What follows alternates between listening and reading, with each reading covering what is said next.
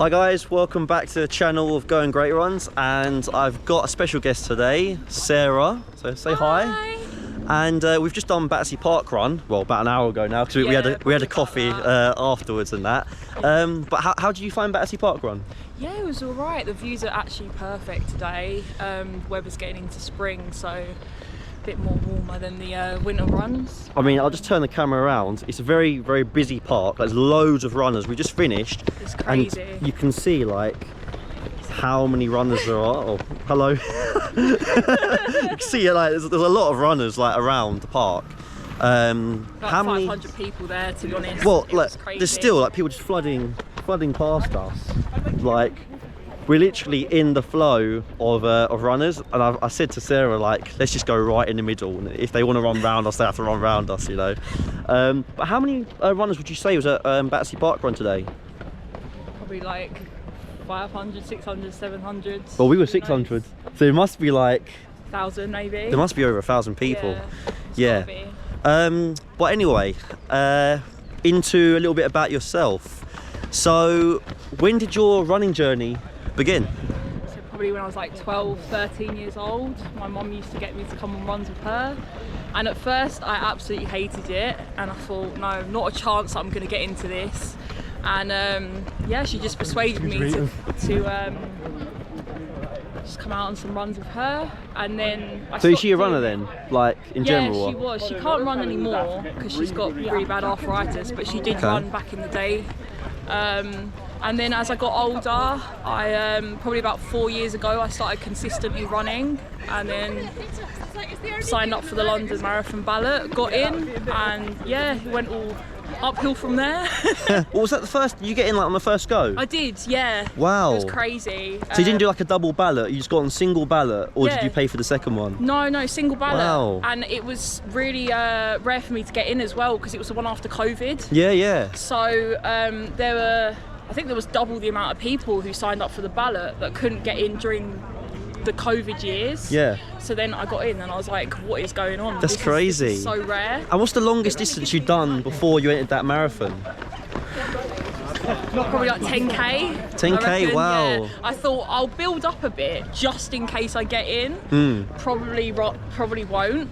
Yeah. But yeah, I got up to 10k and then I just got in, so it was an easy build from there. Yeah. Easier build from there. Yeah, and was you like, did you feel like daunted by it, or was you up for the challenge? Like, what was going through your mind when you signed up for this marathon? Like, I was very scared because I feel like in the media, people talk about marathons like really negatively. And I never believed I could do it. And then once I started speaking to a lot more runners through like social media and in real life and run clubs really, they started saying, oh, it's more of a mental game, and if you believe you can do it, then you will. It's like 80% of a marathon is the training, the build up, the mental resilience, and then everything else just kind of like slots into place with the building the mileage and things like that. Yeah.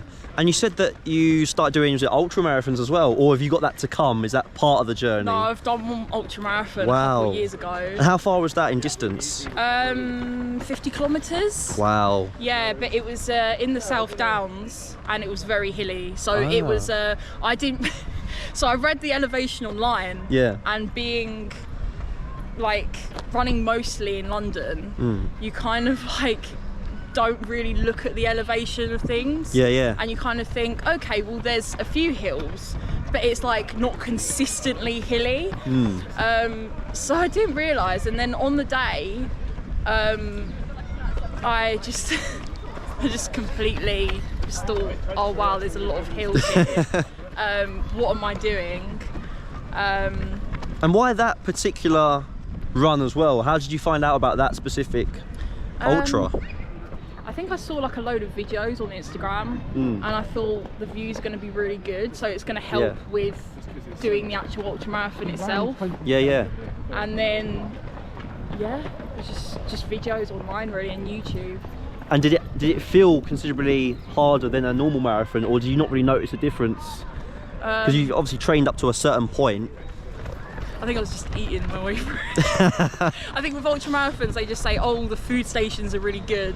Yeah, yeah. And I think I had loads of snacks on me because every time I got to a food station, I was like literally the last one at the food station because I was so slow. Yeah. So there were just like sandwiches that had been sitting out there for hours and they were really warm. Gosh. It was like 30 degrees on the day. Yeah, yeah. And I was like sweating, coming to the aid stations, getting like jam sandwiches. Yeah, yeah. And they were all like really warm. So yeah, I had like a load of sweets on me. Yeah, yeah. And a load of snacks and water, obviously.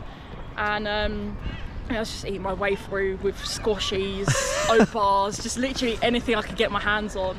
And did you not like feel sick when you was doing this run because you're eating whilst you're running, or? So on my long runs, I try to make myself eat, even though I wasn't really hungry at the time. I'd be like, well, I'm gonna need it on the actual race day. I'm gonna need to eat. So yeah, just practice really with the gels and the food. Yeah, yeah. Okay. And then in terms of like park run, so obviously you've done a park run today. Yes. When was your first park run? Do you remember like when your first one was? Yes, it was actually a year ago. So it's actually pretty recent for someone that started running so long ago. Yeah, yeah. And how did you find out about park run? Do you remember? My ex-boyfriend. Oh really? Oh, okay. So fair enough. he had been doing park runs like since the age of 13, 14. Yeah, yeah. He was a bit younger than me, and yeah, so he was like, oh, have you done a park run before? And I was like, well, yeah, once before, but I didn't have a barcode, so I didn't have a time for it or anything. Yeah, yeah. I just did it and it was all right. I didn't really think much of it. And then he said, oh, do you want to do one together? So then we just did our first one. And then I said to him, I want to do all of the ones in London. Yeah. So we ended up breaking up like end of last year, roughly. And then I just carried it on. And then now I'm just trying to do all the ones in London. So yeah, yeah. Yeah, why not carry it on? And how did you find Battersea today? It's actually right 'cause it's flat. Yeah, yeah, it's true. No hills here. So yeah, I will be doing this one again actually, but it's not on that much. I feel like it's not on all the time because I think they do like run through events in here. Oh yeah, yeah. So I think it's probably too much with the park run and the run through events and run clubs probably as well. Yeah, yeah. There's probably too many people in the park. So and obviously they do like festival. I think they do festivals in here sometimes. Yeah. As well. I mean, So it's a huge park. Yeah. But I definitely will be coming here again, definitely. Yeah, yeah. I mean, we've come on the perfect day, haven't we, in terms of weather, like, for sure. Yeah. Okay, and like, how many more park runs have you got to like complete the set? So apparently there's roughly like 75 park runs in London, and I've only done 75? Yeah, apparently there's that much. I didn't realise there was that many. I didn't realise that. Wow. So I've probably done like 5, 6. So I've got a long way to go. It's probably going to take me a few years. Yeah, because it's like what, 50 odd a year you could technically do.